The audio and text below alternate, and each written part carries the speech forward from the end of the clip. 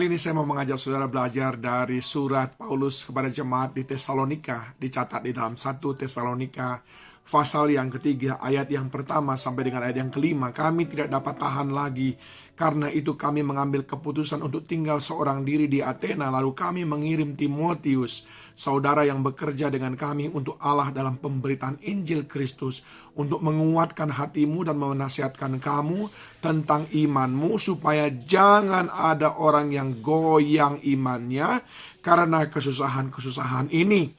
Kamu sendiri tahu bahwa kita ditentukan untuk itu. Sebab juga waktu kami bersama-sama dengan kamu, telah kami katakan kepada kamu bahwa kita akan mengalami kesusahan. Dan hal itu seperti kamu tahu telah terjadi. Itulah sebabnya maka aku, karena tidak dapat tahan lagi, telah mengirimkan dia supaya aku tahu tentang imanmu. Karena aku khawatir kalau kamu telah dicobai oleh si penggoda. Dan kalau usaha kami menjadi sia-sia. Saudaraku, di sini Paulus melihat jemaat di Tesalonika ada yang mengundurkan diri oleh karena tidak tahan akan berbagai kesulitan dan pencobaan. Ada banyak kesusahan-kesusahan. Saudaraku yang dikasihi Tuhan, saya ingin sampaikan. Yang pertama, orang yang percaya dan orang percaya yang sejati yang menolak cara hidup dunia ini, yang menolak berkompromi, bahkan menjadi bagian daripada dunia ini.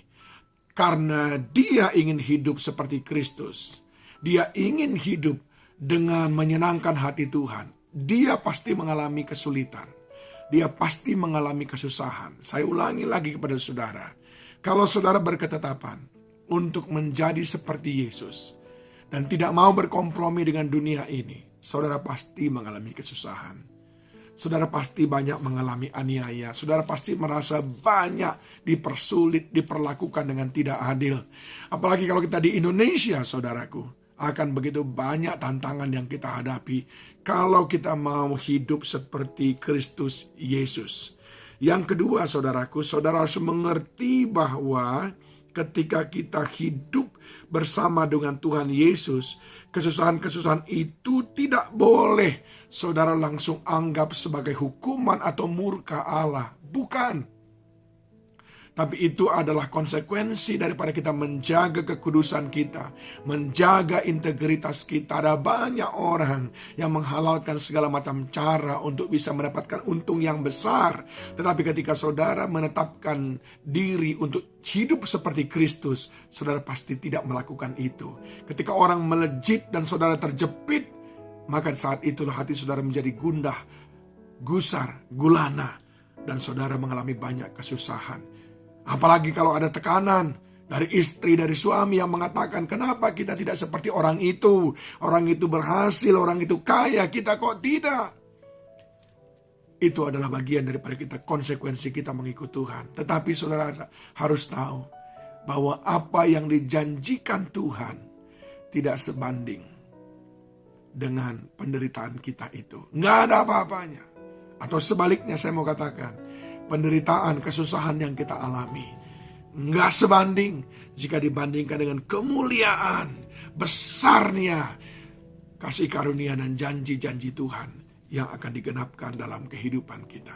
Yang ketiga saya mau katakan kepada saudara, seperti ayat yang kelima, Paulus mengatakan, jangan-jangan kamu telah dicobai oleh si penggoda. Hati-hati saudaraku. Kita harus selalu mengingat bahwa si iblis tidak ingin kita hidup saleh, berkenan di hadapan Tuhan.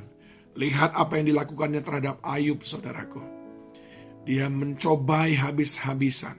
Lihat apa yang dilakukannya terhadap Tuhan Yesus sendiri, saudaraku. Dicobai habis-habisan.